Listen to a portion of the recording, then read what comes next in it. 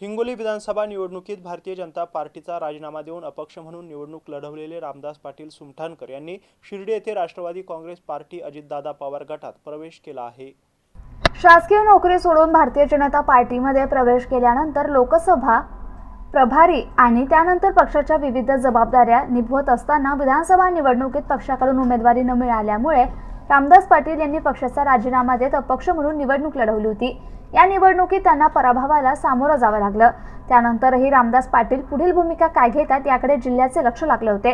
दरम्यान भाजपच्या काही वरिष्ठ नेत्यांनी रामदास पाटील यांना पक्षातच थांबवून संघटनेत काम करण्याची इच्छा केल्याची माहिती होती, परंतु पराभवानंतर घेतलेल्या पत्रकार परिषदेत पाटील यांनी आपण कार्यकर्ते आणि समर्थकांचा विचार विनिमयातून पुढचा निर्णय घेऊ असं जाहीर केलं होतं। दरम्यान शनिवारी शिर्डी येथे पार पडत असलेल्या राष्ट्रवादी काँग्रेस अजित पवार गटाच्या अधिवेशनामध्ये रामदास पाटील यांनी अधिकृत प्रवेश केला। यावेळी आमदार प्रतापराव पाटील चिखलेकर, वसमत विधानसभेचे आमदार राजूभैया नवगरे, जिल्हाध्यक्ष बी.डी. बांगर, शहराध्यक्ष केशव दुबे आणि पदाधिकारी उपस्थित होते।